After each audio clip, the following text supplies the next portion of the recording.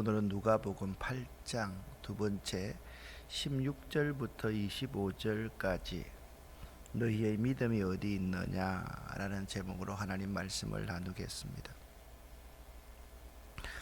누가복음 8장에서는 예수님의 순회 전도와 더불어 하나님 나라의 능력을 나타내는 메시아의 사역과 통치가 기록되어 있습니다.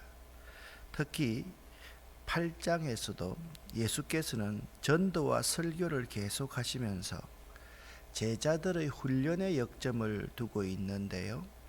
이러한 모습은, 제자들의 훈련의 역점을 두고 있는 모습은 장차 이 땅이 예수의 제자들을 통하여서 복음이 계속 전파되어야 한다는 사실을 보여주시는 것입니다. 그러니까 여기 8장의 내용은 우리가 예수의 제자라고 한다면 우리를 통해서 복음이 계속 전파되어야만 한다라는 점을 도전하고 있다라는 말씀입니다. 자, 8장 1절부터 3절에 여러분 기억하실지 모르겠지만 주님의 사랑을 받은 여인들, 그 여인들은 이름 없는 여인들이었지만, 무시받는 여인들이었지만 그들이 예수의 복음 전파 사역의 핵심적인 역할을 감당했다. 그리고 여러분과 제가 씨 뿌리는 비유에 대해서 함께 생각해 보았습니다. 오늘은요, 세 가지를 다룰 겁니다.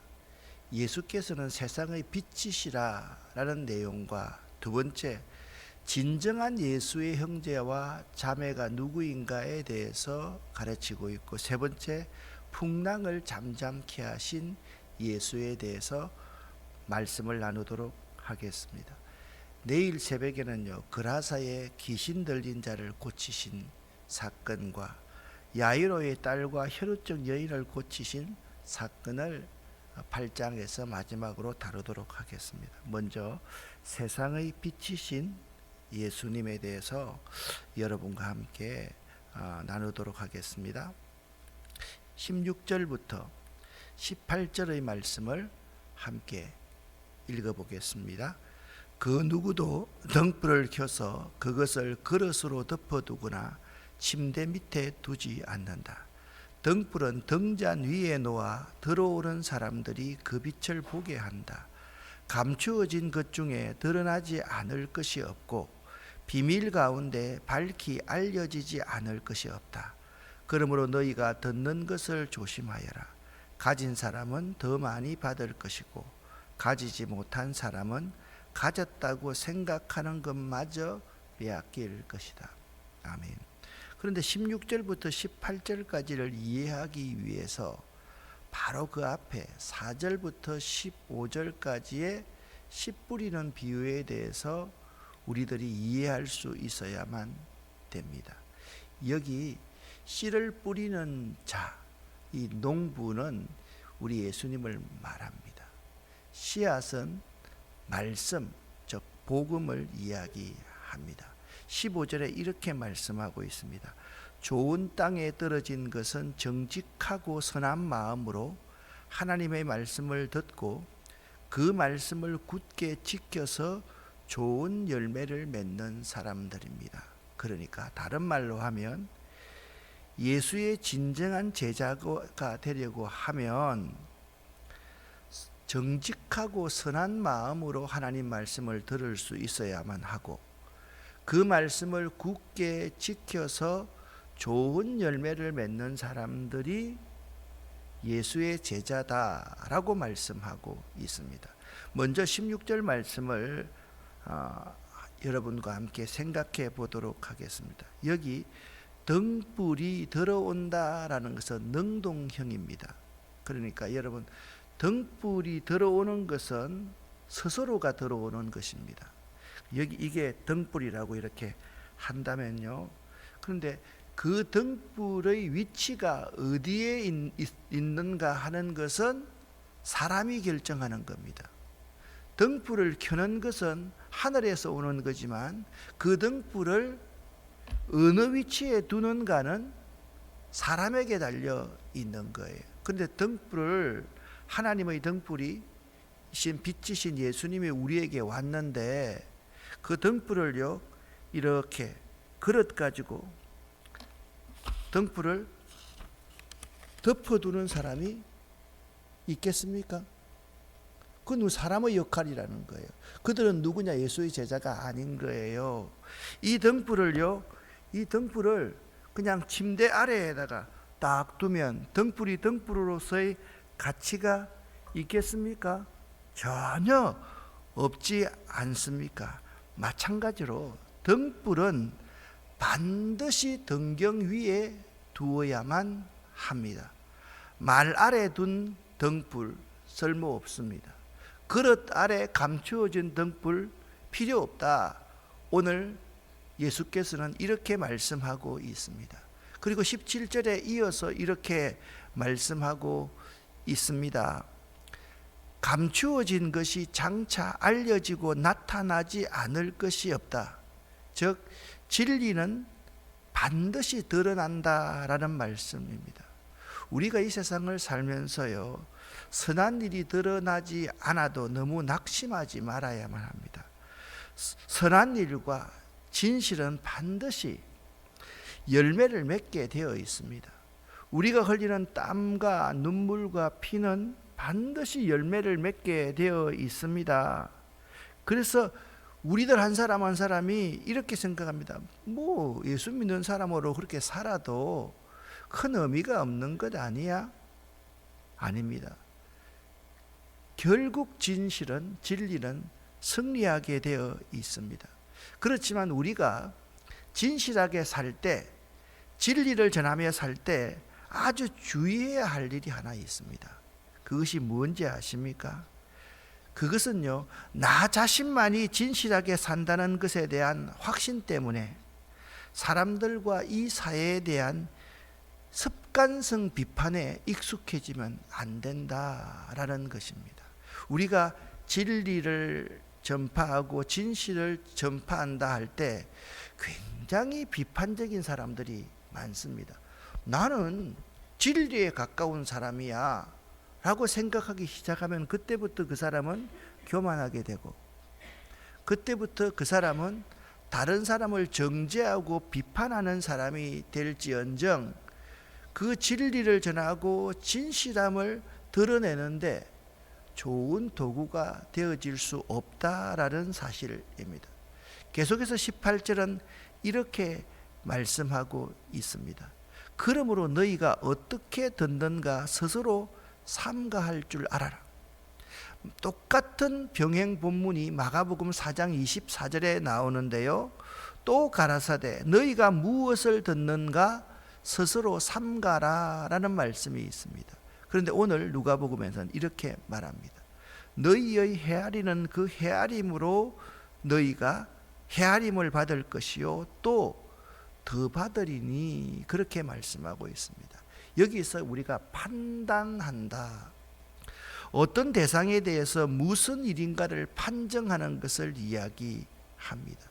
이 18절의 말씀은 결국 우리는 판단을 조심하라, 정죄를 조심하라, 비판을 조심하라 라는 의미가 우리에게 있는 것입니다. 그러니까 16절부터 18절의 내용과 지금 나오는 누가 예수의 형제 자매인가는 긴밀하게 다른 사건 같지만 긴밀하게 연결되어 있는 사건임을 알아야만 합니다.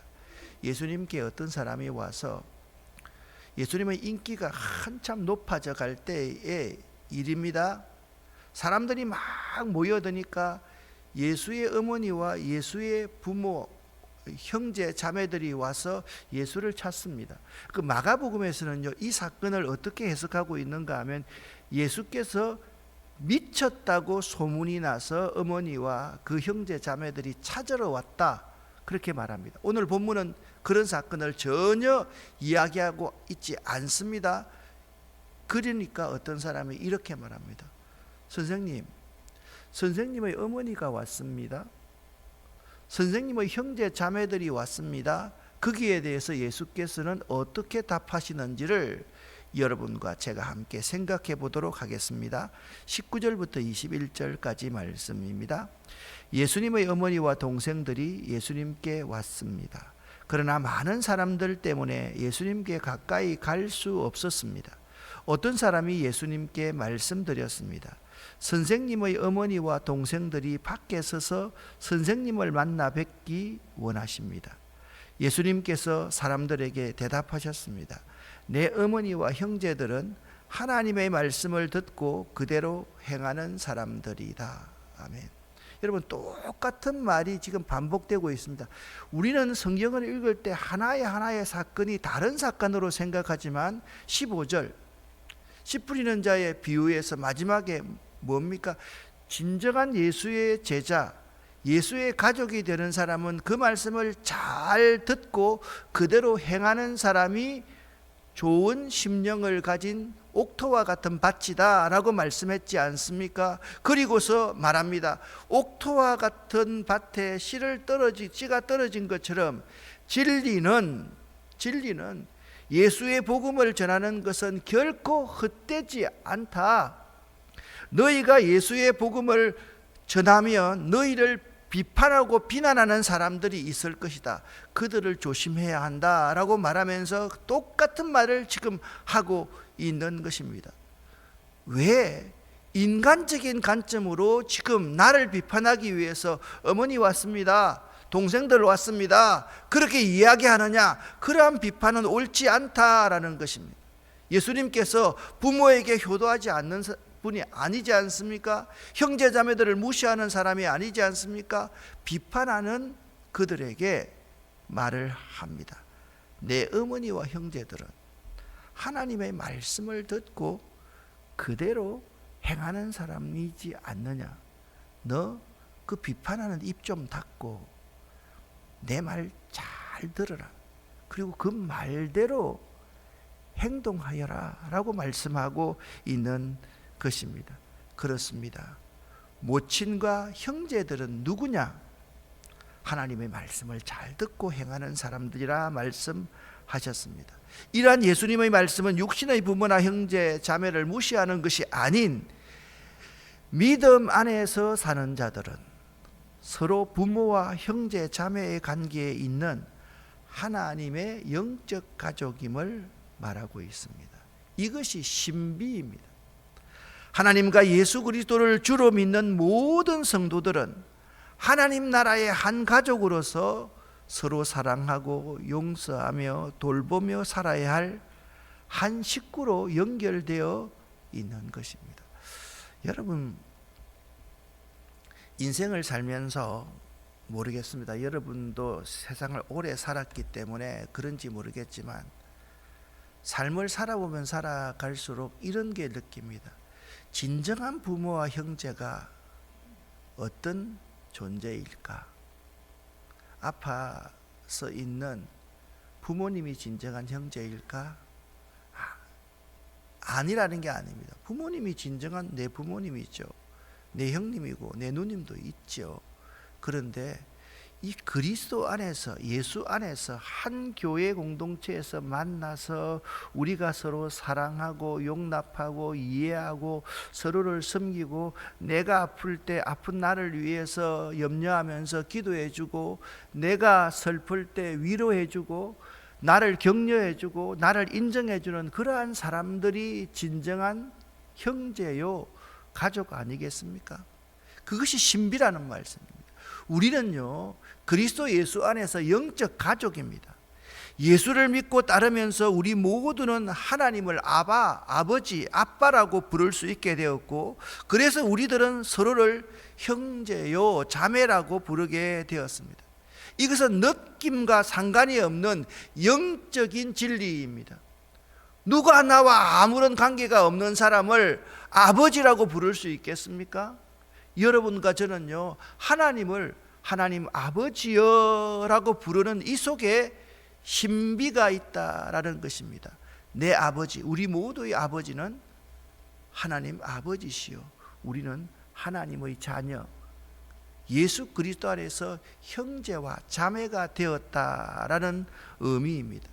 동시에 하나님의 영적 가족이라는 이 사실은 교회 안에서 실제적으로도 경험하게 되며, 또한 아직까지 경험 못했으면 경험할 수 있어야만 합니다.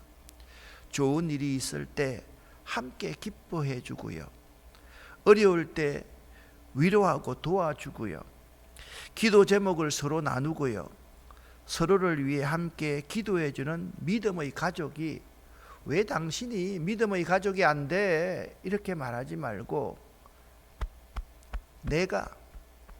나 자신이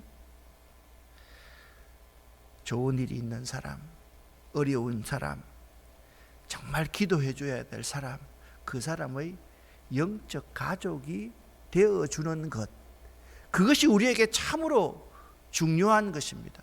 내가 그들의 영적 가족이 되어야 주어야만 합니다. 그들의 버팀목이 되어주고, 그들의 그늘이 되어주고, 그들이 지지할 수 있도록 내 어깨를 빌려줄 수 있는 사람, 그 사람이 예수의 영적 가족을 이 땅에 이루어가고 일구어갈 수 있는 사람임을 알아야만 합니다. 우리에게 영적 가족이라는 의미를 주신 예수님은 어떤 분일까요? 예수님은 창조주이시고 전능하신 하나님이십니다. 그렇기 때문에 그분이 우리에게 영적 가족의 의미, 좋은 말씀을 듣고 그 말씀을 듣고 행하는 사람이 될 수 있도록 해주셨다라는 거예요. 그 이야기가 풍랑을 잠잠케 하신 예수님에게서 그대로 나옵니다.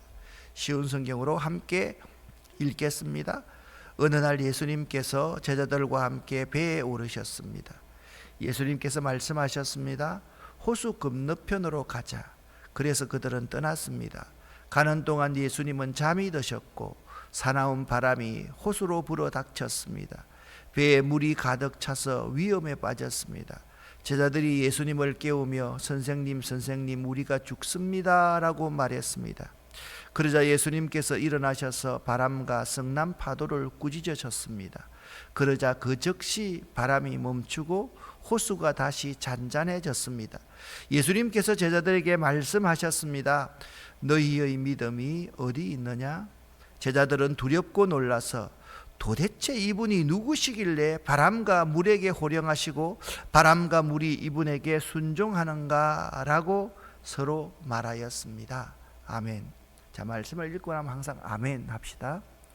저는 이 본문 말씀을 가만히 보면서 가장 중요한 말씀이 키 센텐스가 22절에 있다고 생각합니다. 예수님께서 호수 건너편으로 가자 라고 말씀하시니까 예수님의 제자들이 떠났다. 함께. 왜 갑니까? 호수 건너편에 가서 무슨 일 하실 것입니까? 이거 전혀 묻지 않고 떠났습니다. 이런 사람이 하나님의 가족 아닙니까? 가족한테 이유가 있습니까? 자꾸 따집니까? 당신 누구요? 내가 당신하고 여행한다는 게 믿을 수 있어요? 그런 말 할 수 있는 존재가 가족이 아니지 않습니까? 예수님과 그를 따르는 제자들은 한 가족임에 틀림이 없었습니다. 제자들이 물이 차고 광풍이 불어서 죽게 되었다고 호들갑을 떨고 난리를 피웁니다. 그러자 예수님께서 깨어나셔서 말씀으로서 8장 4절부터 15절까지 씨를 뿌리는데 그 씨앗은 말씀이다 라고 말씀드렸습니다. 그 말씀을 잘 받아들이고 잘 듣고 그 말씀대로 행하는 자들이 예수의 제자라고 말씀드렸습니다. 여러분 분명히 아시지요? 말씀으로서 예수님께서는 그 풍랑을 잠잠케 하셨습니다. 이 사실은요, 예수께서 곧 천지 만물을 다스리시는 창조주 하나님으로서 전지전능한 능력을 갖고 계심을 보여주신 것입니다. 이러한 사실은 예수님께서 바로 이 땅에 오신 거룩한 하나님이시며 그리스도임을 나타내주고 있습니다. 그러니까 1절부터 지금까지를 요약을 해보면 이런 말씀입니다. 여러분, 예수께서 하나님의 아들 그리스도이심을 받아들이는 사람은 그 말씀을 비판적으로 받아들이지 않고 그 말씀을 잘 마음으로 받고 그 말씀대로 행하려고 하는 사람입니다. 여러분이 그러한 사람 될 수 있기를 예수 이름으로 간절히 축원합니다. 그러나 제자라고 하는 사람들을 비롯한 당시의 많은 사람들은 예수님께서 그리스도 메시아이심을 알지 못하고 예수님을 오직 이적을 베푸시는 분, 초능력자, 나의 필요를 채워주시는 분 정도로만 알고 계시다라는 사실입니다. 여러분 가운데 이런 두 부류의 사람이 있다고 칩시다. 예수를 창조주이시고 이 세상의 모든 없는 것을 있게 만드시고 모든 문제를 해결하시는 전지전능한 분으로 믿는 사람이 여기 있습니다. 또 한 부류의 사람은 그냥 그저 예수께 무엇을 얻을까 하여, 그러니까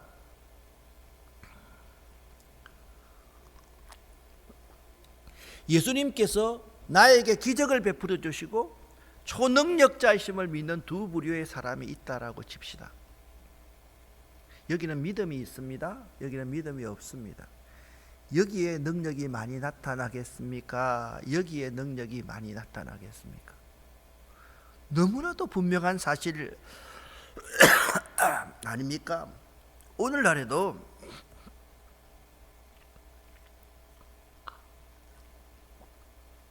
여기에 이적이나 복만을 원하는 자들이 있습니다. 그들이 놓치기 쉬운 것은 이적과 복에 너무 관심을 하다 보면 예수님께서 하나님의 사랑 그 본질로서 우리 가운데 오셔서 십자가 위에서 나를 위해 피 흘려 돌아가심으로 말미암아 나를 구원해 주신 분, 이 사실을 잃어버리고 잊어버릴 때가 많이 있다라는 사실입니다. 그것이 참으로 중요한 데 말입니다. 사랑하는 여러분, 우리 개인의 생사화복과 인류의 모든 육사를 주장하시는 하나님께서는요, 아이고 왜 이러지? 때로는 우리에게 환난과 풍파를 허락하실 때도 있습니다. 그런데 환난과 풍파가 우리에게 왔느냐가 중요한 것이 아닙니다. 22절 말씀 그대로 내가 그 믿음의 배를 탄 자인가를 생각할 수 있어야 됩니다. 자, 예수님께서 호수 건너편으로 가자. 그러니까 제자들이 그 믿음의 배에 탄 것 아닙니까? 탔으면 어떤 폭풍우 속에서도 길을 잃지 않은 배가 예수께서 타고 있는 배다. 이걸 믿어야만 하는데, 우리들은요, 이 폭풍우가 우리에게 다가오면 제자들처럼 믿음의 배를 탔다는 것을 잊어버릴 때가 많이 있다라는 사실입니다. 제자들처럼 믿음을 잃어버릴 때가 많이 있다라는 겁니다. 이것을 주의해야만 합니다. 여러분과 저는 하나님의 한 가족입니다. 믿으시죠? 이 교회의 주인은 우리 예수 그리스도 한 분밖에 없습니다. 우리는 모두 하나님을 믿습니다. 우리는 공동체에서 한 가족으로서 믿음의 한 배를 탔습니다. 그러면 사람이 우리의 문제를 해결해 주는 것 아니지 않습니까? 우리의 구주이신 그분께서 우리의 모든 문제를 해결해 주시는 분이지 않습니까? 그걸 우리는 믿고 있습니다. 그럼에도 불구하고 사람들과의 관계에서 조금만 어려움만 오면 내가 믿음의 배를 탔다는 사실을 잊어버릴 때가 있고, 내가 그 믿음을 다 잃어버릴 때가 있다라는 것입니다. 사랑하는 성도 여러분, 우리에게 있는 그러한 폭풍우 가운데서 전지전능하시고 창조주이신 하나님을 만날 수 있습니다. 왜? 이 자리에 여러분을 초청한 분은 여러분 스스로가 이 자리에 왔지 않지 않습니까? 누가 왔습니까? 하나님께서 나를 부르셔서 이 자리에 앉아 있습니다. 믿으십니까? 믿으십니까? 우리가 그 사실을 잊어버리게, 내 힘으로 나온 거예요, 내가 일어나서 나온 거예요, 내가 결심해서 나온 거예요. 그게 아닙니다. 내가 일어나서 나온 거, 내가 결심해서 나온 것이 아니라 우리 주님께서 우리를 이 믿음의 배를 타게 하셨다는 사실을 잊지 마시기를 예수 이름으로 간절히 축원합니다. 우리가 있잖아요, 한 가족이다, 이 사실을 받아들이는 것이 중요한 것이 아닙니다. 이 한 가족의 부모님이 누구냐는 겁니다. 누굽니까? 삼위일체 하나님 아니십니까? 믿으시죠? 그러면 이 믿음의 배에 아무리 풍랑이 온다 할지라도 여러분 한 분 한 분들이 옆에 있는 분의 손을 꼭 잡고, 기쁜 사람은 함께 기뻐해 주고요, 슬픈 사람은 함께 울어주고요, 위로가 필요한 사람에게는 위로를 주고요, 용기가 필요하고 격려가 필요한 사람에게는 여러분들이 한 배에서 서로 격려하고 용기를 북돋아 줄 수 있는 사람들이 되어야만 하는 것입니다. 할렐루야. 오늘도 우리 주님께서는 여러분에게 이렇게 묻고 있습니다. 어려움 있죠? 어려움 없는 사람 손 들어 보십시오. 기도 제목 있죠? 여러분과 저는 지금 무슨 배를 타고 있습니까? 믿음의 배를 타고 있습니다. 여러분과 저는 어떤 가족입니까? 하나님의 가족입니다. 우리 주님께서 여러분에게 묻습니다. 너희의 믿음이 어디 있느냐? 왜 믿음의 배를 탄 사실을 잊어버리느냐?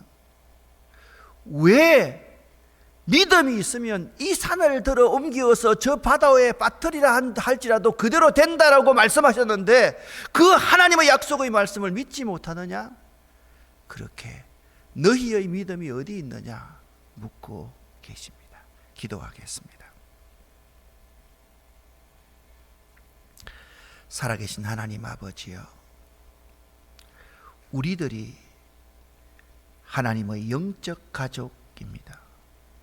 단순하게 여기서 옆 사람, 장로님, 목사님, 권사님만 바라보지 말게 하시고 우리의 진정한 아버지가 삼위일체 하나님이심을 고백하는 저희가 되기를 원합니다.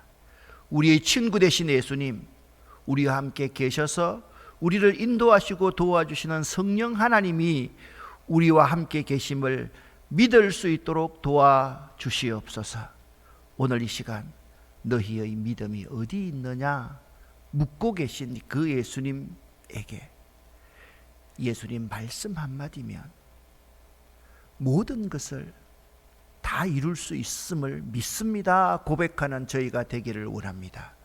예수님 이름으로 축복하옵고 간절히 기도드렸습니다. 아멘.